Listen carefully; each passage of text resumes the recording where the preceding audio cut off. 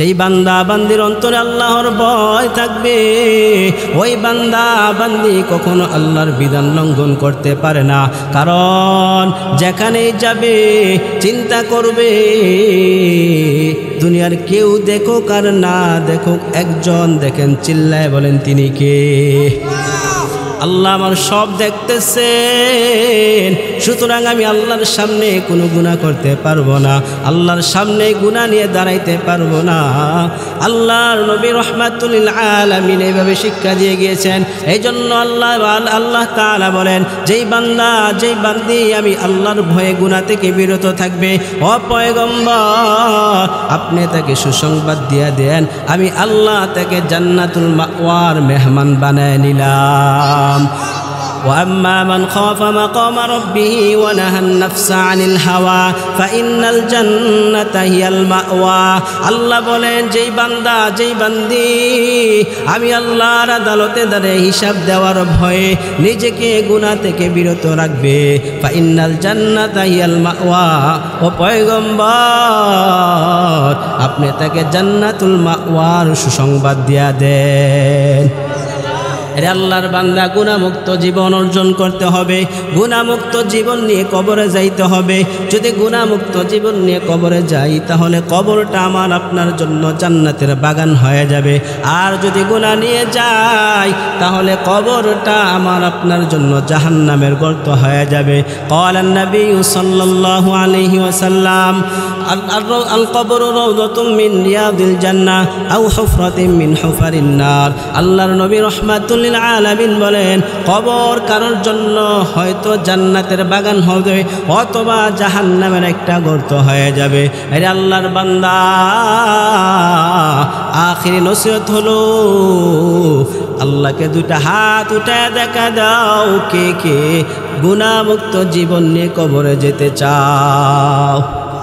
দুটা হাত আল্লাহ তাআলাকে উঠায় দেন। ও দয়ার মালিক আমি গুনাহগারের সাথে আপনার কিছু বান্দা দুটা হাত উঠাইছে, মেহেরবানি করে আপনার বান্দাদের গুনাহগুলো আপনি মাফ করে দেন। ونشهد أن سيدنا وسندنا وحبيبنا وحبيب ربنا وطبيبنا وطبيب قلوبنا ومولانا محمدا عبده ورسوله الذي أرسله الله تعالى بالحق بشيرا ونذيرا وداعيا إلى الله بإذنه وسراجا منيرا. أما بعد فأعوذ بالله من الشيطان الرجيم. بسم الله الرحمن الرحيم. وذروا ظاهر الإثم وباطنه إن الذين يكسبون الإثم سيجزون بما كانوا يقترفون. صدق الله العظيم وصدق رسوله النبي الكريم ونحن على ذلك لمن الشاهدين والشاكرين والحمد لله رب العالمين. سبحانك لا علم لنا إلا ما علمتنا إنك أنت العليم الحكيم.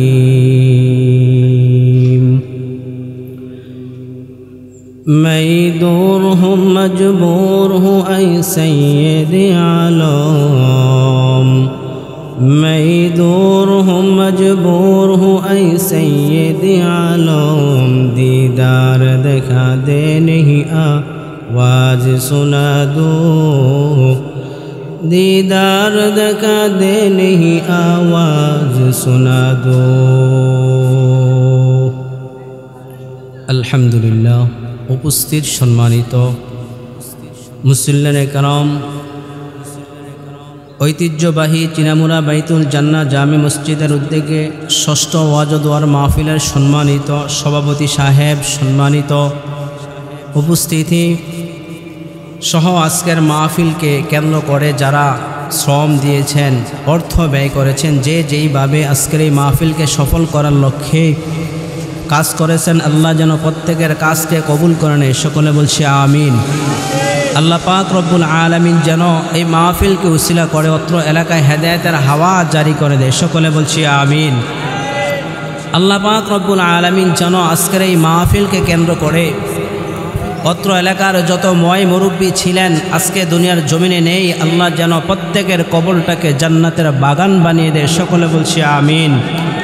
সম্মানিত হাজিরিন, আজকে আমাদের ময় মুরব্বীরা নেই, তারা চলে গেছেন অন্ধকার কবরে, তারা চলে গেছেন, আমরা একদিন এই দুনিয়া থেকে চলে যাব, কথা বলেন ঠিক কিনা? এই যে আমরা এখানে বসলাম, বলেন তো এখানে আমাদের আমল হয় কি হয় না? আমরা যতক্ষণ পর্যন্ত এই মজলিসে থাকবো ততক্ষণ পর্যন্ত আমাদের জন্য সওয়াব ফেরেশতারা লিখতে থাকেন, সুবহানাল্লাহ।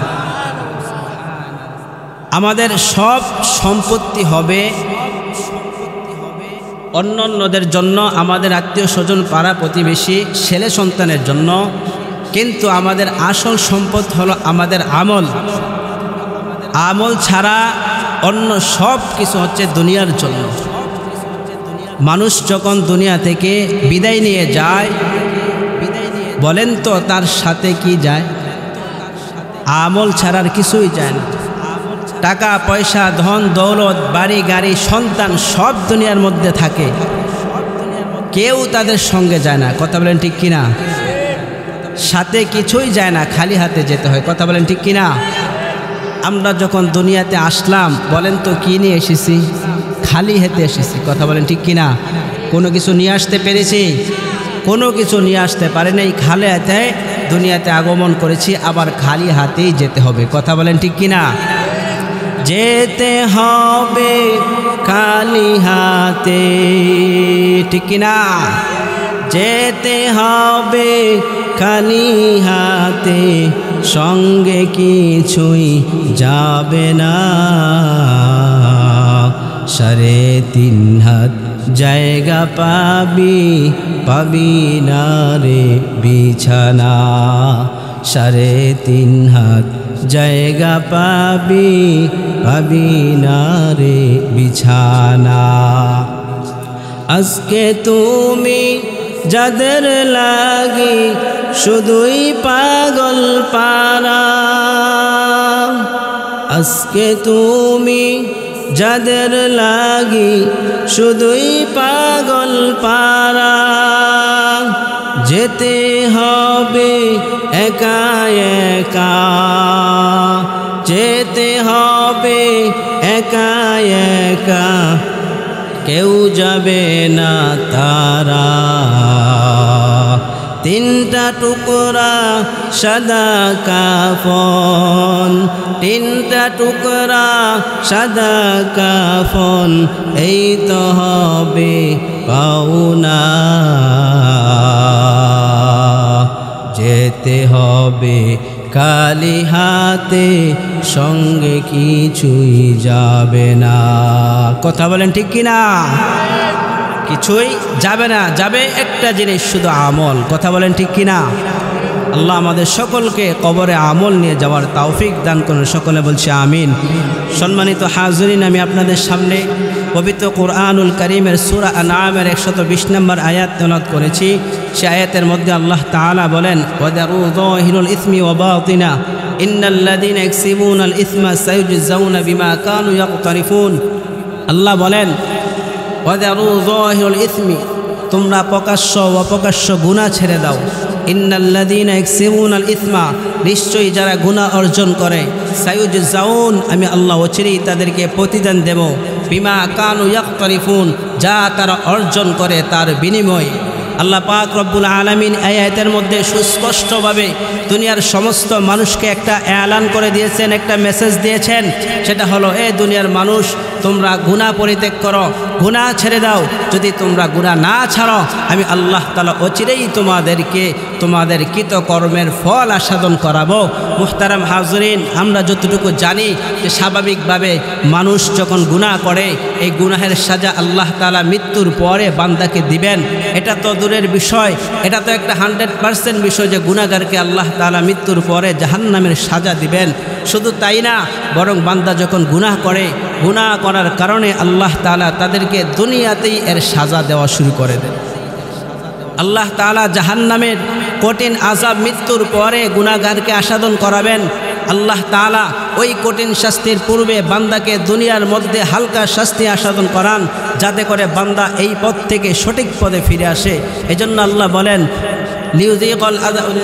ওয়ালানুযীকান্নাহুম মিনাল আযাবিল আদনা দুনাল আযাবিল আকবার লাআল্লাহুম ইয়ারজিউন।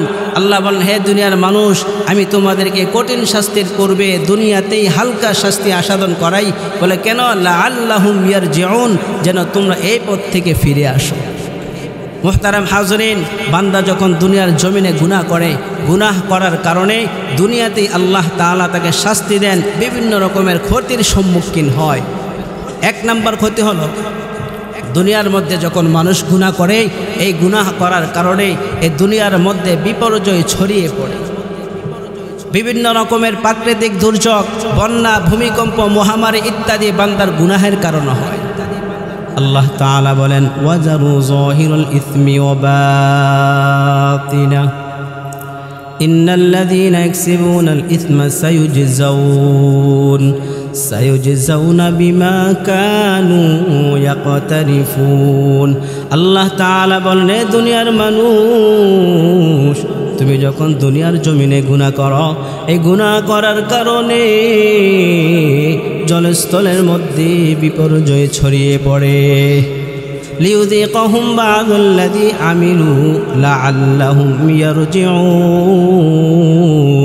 আল্লাহ বলেন, এটা কেন জানো না কি রে বান্দা? এটা এই জন্য যেন আমি আল্লাহ তোমাকে দুনিয়ার মধ্যে কিছু তোমার ফল আস্বাদন করাইতে পারি। লাআল্লাহুম ইয়ারজিউন, যেন বান্দা তুমি এই পথ থেকে ফিরে আসো। শুধু তাই না, বান্দা যখন দুনিয়ার জমিনে গুনাহ করে, এই গুনাহ করার কারণে বান্দা বিভিন্ন বিপদ আপদের সম্মুখীন হয়ে যায়। আল্লাহ তাআলা বলেন, ওয়ামা আসাবাকুম মিন মুসিবাতিন ফাবিমা কাসাবাত আইদিকুম ওয়া ইয়াফু আন কাসীর। আল্লাহ তাআলা বলেন, হে দুনিয়ার মানুষ, তুমি যখন দুনিয়ার জমিনে গুনাহ করো, এই গুনাহ করার কারণে তুমি বিভিন্ন মুসিবতে আক্রান্ত হও। হে আল্লাহর বান্দা, বান্দা যখন দুনিয়ার জমিনে গুনাহ করে, এই গুনাহ করার কারণে বান্দা অনেক বিপদ আপদের সম্মুখীন হয়। ওয়া ইয়াফু আন কাসীর। আল্লাহ বলেন, হে দুনিয়ার মানুষ, তুমি যেই পরিমাণ গুনাহ করতেছ, আমি আল্লাহ যদি তোমাকে এই পরিমাণ গুনাহের সাজা দিতাম, তাহলে তুমি দুনিয়ার জমিনে বসবাস করতে পারতা না। আমি আল্লাহ তোমার অনেক অপরাধগুলো ক্ষমা করে দেই। কেন বান্দা জানো? কারণ আমি আল্লাহ হলাম গফফার, আমি আল্লাহ হলাম রহমান। আল্লাহ বলেন, ইন্নাল্লাহা গফুরুর রহিম। আমি আল্লাহ হলাম গফফার, আমি আল্লাহ হলাম রহমান। হে বান্দা, আমি আল্লাহ গফফার রহমান নামের খাতিরে তোমার অনেক গুনাহগুলো ক্ষমা করে দেই। কারণ বান্দা তুমি দুনিয়ার যেই পরিমাণে গুনাহ করতেছ দুনিয়ার কেউ জানে না, কেউ জানে না। আমি আল্লাহ তোমার গুনাহগুলা গোপন রেখেছি রে বান্দা। কারণ সন্তান যখন গুনাহ করে মা বাবা বলতে পারে না সন্তান কি গুনাহ করেছে, আবার মা বাবা কি গুনাহ করেছে সন্তান জানে না, আবার স্বামী কি গুনাহ করেছে স্ত্রী বলতে পারে না, স্ত্রী কি গুনাহ করেছে স্বামীও বলতে পারে না। কারণ আমি আল্লাহ সত্তার নামের খাতিরে তোমার সব গুনাহগুলো ক্ষমা, সব গুনাহগুলো আমি আল্লাহ তাআলা গোপন রেখেছি। এই জন্য মালিকের হাতে, মালিকের দরবারে দুটা হাত উঠায় দোয়া করো রে মালিক, কি পরিমাণ গুনাহ আমি করেছি আল্লাহ। এই পরিমাণ গুনাহ যদি আজকে মানুষের সামনে প্রকাশ হয়ে যাইত তাহলে মানুষ আমাকে দূরে সরাই দিত, পছন্দ করত। হে আল্লাহ আপনি আমার গুনাহগুলো গোপন রেখেছেন, হে আল্লাহ মেহেরবানি করে গোপনে গুনাহগুলো মাফ করে দেন। এর আল্লাহর বান্দা শুধু তাই না, বান্দা যখন গুনাহ করে গুনাহ করার কারণে আল্লাহ পাক রব্বুল আলামিন তাকে রিজিক থেকে কখনো বঞ্চিত করে দেন। ক্বালান নবী সাল্লাল্লাহু আলাইহি ওয়া আলিহি ওয়াসাল্লাম লা ইয়াজিদু ফিল উমুরি ইল্লাল বিররু ওয়া লা ইয়ারুদ্দুল কদরা ইল্লাদ দুআ ওয়া ইন্নার রাজুলা লা ইহরামু রিজকা বিদ-দামবি ইউসিবুহু। ক্বালান নবী সাল্লাল্লাহু আলাইহি ওয়াসাল্লাম, আল্লাহর নবী রাহমাতুল লিল আলামিন বলেন, উম্মতের দল লা ইয়াজিদু ফিল উমরি ইল্লাল বিররু, কোনো মানুষের হায়াত বৃদ্ধি পায় না ইল্লাল বিররু, তবে মানুষের নেক আমলের মাধ্যমে সৎ কাজের মাধ্যমে বান্দার আমল বৃদ্ধি পায়, বান্দার হায়াত বৃদ্ধি পায়। ওয়ালা ইয়ারুদ্দুল কদরা ইল্লাদ দুআ, মানুষের ভাগ্য পরিবর্তন হয় না ইল্লাদ দুআ, তবে দোয়ার মাধ্যমে বান্দার আয়াত, বান্দার তকদির পর্যন্ত পরিবর্তন হয়। ওয়া ইন্নার রাজুলা লা ইহরামু রিজকা বিদ-দামবি ইউসিবুহু, আল্লাহর নবী বলেন উম্মতের দল গুনাহের কারণে কখনো কখনো তোমার থেকে আল্লাহ পাক রব্বুল আলামিন রিজিকটা কেড়ে নেন। আরে আল্লাহর বান্দা, রিজিকের অর্থ আমরা যতটুকু জানি খানা পিনা আর টাকা পয়সা অর্জন। আরে আল্লাহর বান্দা, রিজিকের অর্থ শুধু টাকা পয়সার খানার মধ্যে সীমাবদ্ধ নয়, বরং রিজিকের স্বাভাবিক অর্থ হলো দেওয়া দান করা। এটা যখন আল্লাহ তাআলার দিকে নিসবত করা হবে তখন এর অর্থ হবে আল্লাহ পাক রব্বুল আলামিন বান্দাকে যা কিছু দিয়েছেন সব হলো আল্লাহ তাআলার পক্ষ থেকে রিজিক। কোনো ব্যক্তি যদি জ্ঞানের অধিকারী হয় এটাও আল্লাহ তাআলার পক্ষ থেকে রিজিক। কোনো ব্যক্তি যদি সুস্থ হয় এটাও আমার মালিকের পক্ষ থেকে রিজিক। এই জন্য রে অনেক বান্দা এমনও আছে বান্দার সামনে অনেক খানা পিনা আছে, অনেক টাকা পয়সাও আছে, কিন্তু বানা খানা পিনা খায় না। বলে কেন খায় না? বান্দা অসুস্থ, খাইলে আরো রোগটা বেড়ে যাবে। এই জন্য বুঝতে হবে আল্লাহ পাক রব্বুল আলামিন তার থেকে সুস্থতার নিয়ামত কেড়ে নিয়েছেন, বান্দাকে অসুস্থতা দিয়েছেন। শুধু তাই না, বান্দা যখন গুনাহ করে, গুনাহ করার কারণে বান্দার অন্তরের মধ্যে একটা কালো দাগ পড়ে যায়। আরেকটা গুনাহ যখন বান্দা করে তখন ওই বান্দার অন্তরের মধ্যে আরেকটা কালো দাগ পড়ে যায়। এইভাবে বান্দার অন্তরটা অন্ধকার হয়ে যায়, বান্দার অন্তরের মধ্যে মরিচিকা পড়ে যায়। ক্বালান নবী সাল্লাল্লাহু আলাইহি ওয়াসাল্লাম, আল্লাহর নবী রাহমাতুল লিল আলামিন বলেন, ইন্নাল আবদা ইযা আখতা খাতিয়াতান নুকিতাত ফি কলবিহি নুকতাতুন সাউদা ফাইযা হুয়া নাযা ওয়াস্তাগফারা ওয়া তাবা সুকিলা কলবুহু ওয়া ইন আদা জিদা ফিহা হাত্তা তা'লু কলবুহু। আল্লাহর নবী রাহমাতুল লিল আলামিন বলেন, আরে উম্মতের দল, কোন মুমিন বান্দা যখন একটা গুনাহের কাজ করে তখন বান্দার অন্তরের মধ্যে একটা কালো দাগ পড়ে যায়, নুকতাতুন সাউদা ফাইদা হুয়া নাযা ওয়াস্তাগফারা। অতঃপর বান্দা যখন গুনাহ থেকে বিরত থাকে, ওয়াস্তাগফারা ওয়া তাবা, আল্লাহর কাছে তাওবা ইস্তিগফার করে ক্ষমা চায়, সুকিলা কলবুহু, তখন বান্দার অন্তরটা পরিষ্কার হয়ে যায়। ওয়াইন আদা জিদা ফিহা হাত্তা তা'লুয়া কলবুহু, আল্লাহর নবী বলেন অতঃপর যখন পুনরায় আবার গুনাহ করে, ওয়াইন আদা জিদা ফিহা হাত্তা তা'লুয়া কলবুহু, ওই গুনাহটা যখন বারবার করতে থাকে, বেশি গুনাহ হওয়ার কারণে বান্দার অন্তরটা কলুষিত হয়ে যায়, বান্দার অন্তরের মধ্যে মরিচিকা পড়ে যায়। যেই মরিচিকার কথা আল্লাহ কুরআনুল কারীমের মধ্যে বলেছেন, কাল্লা বাল রানা আলা কুলুবিহিম মা কানু ইয়াকসিবুন, আল্লাহ বলেন না না কখনোই নয়, বান্দার অন্তরে বান্দার কৃতকর্মের কারণেই মরিচিকা পড়ে গেছে, যার কারণে বান্দা ভালো কাজকে আর ভালো মনে করে না, বান্দার কাছে নামাজ পড়তে ভালো লাগে না, রোজা রাখতে ভালো লাগে না, বান্দা এক সময় এমন হয়ে যায় যে বান্দার কাছে গুনাহটা হালকা মনে হয়। ওই বান্দা যখন চায়ের দোকানে বসে বসে মানুষের সমালোচনা করে, মানুষের গীবত করে, তখন বান্দা মনে করে এটা কোনো গুনাহই হয় না, বান্দা মনে করতেছে এটা কোনো গুনাহই না।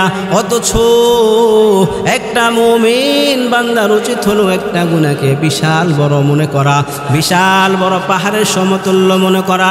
যেই পাহাড়ের নিচে বান্দা বসে আছে আর আশঙ্কা করতেছে, ভয় করতেছে কখন যেন ওই পাহাড়টা ভেঙে আমার উপরে পড়ে। قال النبي صلى الله عليه وآله وسلم إن المؤمن يرى ذنوبه كأنه قاعد تحت جبل يخاف أن يقع عليه وإن الفاجر يرى ذنوبه كذباب مر على أنفه। আল্লাহর নবী রাহমাতুল লিল আলামিন বলেন, একজন মুমিন বান্দা একটা গুনাহকে বিশাল বড় পাহাড়ের মতো মনে করবে, যেই পাহাড়ের নিচে সে বসে আছে, আর ভয় করতেছে কখন যেন পাহাড়টা ভেঙে নিজের উপরে পড়ে যায়। ওয়াইনাল ফাজিরা ইয়ারা যুনুবাহু, আরেকজন পাপিষ্ঠ বান্দা একটা গুনাহকে মাছির মতো মনে করে, মাররা আলা আনফিহি, যেই মাছিটা তার নিজের নাকে স্পর্শ করে চলে যায়। একজন পাপিষ্ঠ বান্দা একটা গুনাহকে মাছির মতো মনে করে, একটা মাছি যখন শরীরের মধ্যে স্পর্শ করে চলে যায়, তখন যেমন বান্দার কোনো এহসাস অনুভূতি হয় না, অনুশোচনা হয় না, ঠিক ততরূপ বান্দা বিভিন্ন রকমের গুনাহ করতেছে, অথচ বান্দা তার নিজের মধ্যে কোনো এহসাস অনুভূতি নাই। অথচ একটা মুমিন বান্দার উচিত হলো একটা গুনাহকে বিশাল বড় পাহাড় সমতুল্য মনে করবে, যেই পাহাড়টা যে কোনো সময় তার উপরে পড়ার কারণে সে মৃত্যুবরণ করবে। ঠিক ততরূপ একটা মুমিন বান্দা এক ওয়াক্ত নামাজ ছেড়ে দেওয়া কেমন মনে করবে, এটাই আমার জন্য ধ্বংস হতে পারে, মালিক এর বিনিময়ে আল্লাহ আমাকে জাহান্নামী বানাই দিছেন। এই জন্য একটা মুমিন বান্দা উচিত হলো একটা গুনাহকে বিশাল বড় পাহাড়ের সমতুল্য মনে করবে।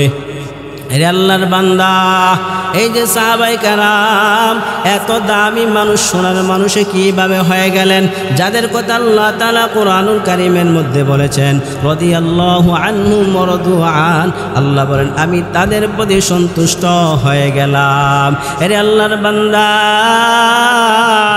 এত দামি হওয়ার কারণ একটাই, সেটা হলো সাহাবায়ে কেরাম গুনাহকে বিশাল বড় মনে করতেন।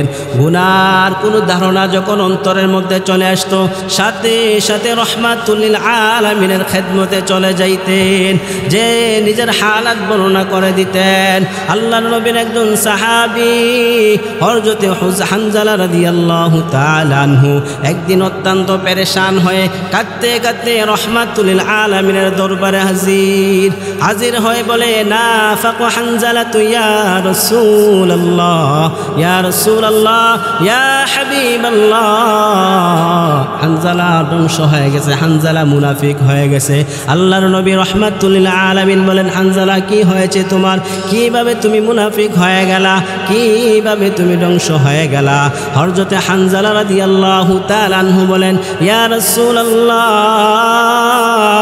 ওয়া ইয়া হাবিবাল্লাহ, যখন আপনার কাছে থাকি, জান্নাত জাহান্নামের কথা শুনি, তখন মনটা পরিবর্তন হয়ে যায়, মনটা নরম হয়ে যায়। ইয়া রাসূলুল্লাহ, আমলের প্রতি আগ্রহ বৃদ্ধি পায়, দুনিয়া বিমুখ হয়ে যায়। কিন্তু ইয়া রাসূলুল্লাহ, ওয়া হাবিবাল্লাহ, যখন আপনার এখান থেকে বাড়িতে যাই, স্ত্রী সন্তানাদির সাথে সময় কাটায়, দুনিয়ার কাজে লিপ্ত হয়ে যায়, তখন অবস্থা পরিবর্তন হয়ে যায়। তখন স্ত্রী সন্তানাদির ভালোবাসা, দুনিয়ার ভালোবাসা আমার অন্তরটা ছেয়ে নেয়। ইয়া রাসূলুল্লাহ, ইয়া হাবিবাল্লাহ, আপনার কাছে থাকা অবস্থা একরকম, আপনার এখান থেকে যখন চলে যাই অবস্থা আরেক রকম। এই যে দুই অবস্থা, এটা তো একটা মুনাফিকের আলামত। এই জন্য আমি হানজালা আশঙ্কা করতেছি, না জানি আমি হানজালা মুনাফিক হয়ে গেছি, হানজালা ধ্বংস হয়ে গেছি। আল্লাহর নবী রহমাতুল লিল আলামিন হানজালাকে বলে, ইয়া হানজালা তু সাআতান সাআতান, হানজালা রে, সময়ে সময়ে মানুষের অবস্থা পরিবর্তন হয়। কখনো মনটা বেশি নরম থাকে, আল্লাহর কথা বেশি স্মরণ হয়, কখনো কম নরম থাকে, কম স্মরণ হয়। এটা আল্লাহর কাছে ধর্তব্য না, এর কারণে কেউ মুনাফিক হয়ে যায় না। আল্লাহর কাছে ধর্তব্য হলো বান্দার আমল, বান্দার কোনো আমল যেন শরীয়তের বিরোধী না হয়ে যায়। এটা আল্লাহর বান্দা গুনাহমুক্ত জীবন অর্জন করতে হবে। গুনাহমুক্ত জীবন যদি অর্জন করতে চাও, তাহলে জীবনের দুইটা ভাগ করে নাও। এক ভাগ পিছনে গুনার মাধ্যমে কাটাই দিলাম, সামনে আরেক ভাগ আসতেছে, জানি না কতটুকু হতে পারে, 1 ঘন্টা হতে পারে, 1 দিনও হতে পারে, কারণ মৃত্যুর কোনো সময় নির্ধারিত নাই। এই জন্য বান্দা পিছনের জীবন থেকেও পিছনের গুনাহগুলোকে আল্লাহর কাছ থেকে মাফ করাইতে হবে। রে বান্দা, তুমি চাইলেই জোরে মাফ করাইতে পারবে না, বরং আল্লাহর রহম লাগবে, আল্লাহর দয়া লাগবে। আর একটা মেডিসিন গ্রহণ করতে হবে পিছনের গুনাহ থেকে মাফ করানোর জন্য, একটা মেডিসিন গ্রহণ করতে হবে। এই মেডিসিনের নাম হলো তাওবা ইস্তেগফার। আল্লাহর কাছে দুটা হাত উঠায় বলো, দয়ার মালিক, জীবনে কত গুনাহ করলাম, হাতের গুনাহ, পায়ের গুনাহ, চোখের গুনাহ। আয় আল্লাহ, দুনিয়ার কেউ জানে না, কেউ জানে না। আয় আল্লাহ, আপনি সব দেখতেছেন। আয় আল্লাহ, আপনি সব দেখেছেন। আয় আল্লাহ, আমি আপনার গোলাম আর আপনি আমার মুনিব। আয় আল্লাহ, গোলাম হয়ে মুনিবের কাছে ক্ষমা চাই। আয় আল্লাহ, মেহেরবানি করে জীবনের গুনাহগুলো মাফ করে দেন। রে আল্লাহর বান্দা, এইভাবে দুটা হাত উঠে যখন মালিকের দরবারে কেঁদে কেঁদে দুইটা চোখের পানি ফালাইয়া বলবা, আয় আল্লাহ, জীবনে গুনাহ করেছি আর করব না। আমার নবী জানা দেয়, রে উম্মতের দল, এর কারণে তোমার জীবনের সব গুনাহ আল্লাহ মাফ করে দিছেন। قال النبي صلى الله عليه وآله وسلم التائب من الذنب كمن لا ذنب له। আল্লাহর নবী রাহমাতুল লিল আলামিন বলেন, আত-তাইবু মিনাজ যামবি কামান লা যামবা লা, যেই বান্দা, যেই বান্দি নিজের গুনাহ থেকে তওবা করে, কামান লা যামবা লা, কেমন যেন ওই বান্দার জীবনে কোনো গুনাহই নাই। এজন্য আল্লাহর বান্দা পিছনের গুনাহগুলো মাফ করানোর জন্য একটা মেডিসিন তাওবা ইস্তেগফার, আর সামনের জীবনের জন্য গুনাহ না হয়ে যায় এর জন্য আরেকটা মেডিসিন গ্রহণ করতে হবে। ওই মেডিসিনের নাম হলো তাকওয়া, আল্লাহর ভয়। যেই বান্দার অন্তরে আল্লাহ তাআলার ভয় থাকবে, ওই বান্দা কখনো গুনাহ কাজ করতে পারে না। যেই বান্দা বান্দির অন্তরে আল্লাহর ভয় থাকবে, ওই বান্দা বান্দি কখনো আল্লাহর বিধান লঙ্ঘন করতে পারে না। কারণ যেখানেই যাবে চিন্তা করবে, দুনিয়ার কেউ দেখুক আর না দেখুক, একজন দেখেন, চিল্লায় বলেন তিনি কে? আল্লাহ আমার সব দেখতেছেন। সুতরাং আমি আল্লাহর সামনে কোনো গুনাহ করতে পারবো না, আল্লাহর সামনে গুনাহ নিয়ে দাঁড়াইতে পারবো না। আল্লাহর নবী রাহমাতুল লিল আলামিন এইভাবে শিক্ষা দিয়ে গিয়েছেন। এই জন্য আল্লাহ তাআলা বলেন, যেই বান্দা, যেই বান্দি আমি আল্লাহর ভয়ে গুনাহ থেকে বিরত থাকবে, ও পয়গম্বর আপনি তাকে সুসংবাদ দিয়ে দেন, আমি আল্লাহ তাকে জান্নাতুল মাওয়ার মেহমান বানায় নিলাম। وأما من خاف مقام ربه ونهى النفس عن الهوى فإن الجنة هي المأوى আল্লাহ বলেন যেই বান্দা যেই বান্দি আমি আল্লাহর আদালতে দাঁড়িয়ে হিসাব দেওয়ার ভয়ে নিজেকে গুনাহ থেকে বিরত রাখবে ফাইনাল জান্নাতা হিয়াল মাওয়া ও পয়গম্বর আপনি তাকে জান্নাতুল মাওয়ার সুসংবাদ দিয়া দেন। আরে আল্লাহর বান্দা গুনাহমুক্ত জীবন অর্জন করতে হবে, গুনাহমুক্ত জীবন নিয়ে কবরে যাইতে হবে। যদি গুনাহমুক্ত জীবন নিয়ে কবরে যাই তাহলে কবরটা আমার আপনার জন্য জান্নাতের বাগান হয়ে যাবে। আর যদি গুনাহ নিয়ে যাই তাহলে কবরটা আমার আপনার জন্য জাহান্নামের গর্ত হয়ে যাবে। ক্বালান নবী সাল্লাল্লাহু আলাইহি ওয়াসাল্লাম আল কবরু রাউযাতুম মিন রিয়াদিল জান্নাহ আও হুফরাতিন মিন হুফারিন নার। আল্লাহর নবী রাহমাতুল আলামিন বলেন কবর কারোর জন্য হয়তো জান্নাতের বাগান হবে অথবা জাহান্নামের একটা গর্ত হয়ে যাবে। আরে আল্লাহর বান্দা আখিরি নসিহত হলো আল্লাহকে দুইটা হাত উঠায় দেখা দাও কে কে গুনাহমুক্ত জীবন নিয়ে কবরে যেতে চাও।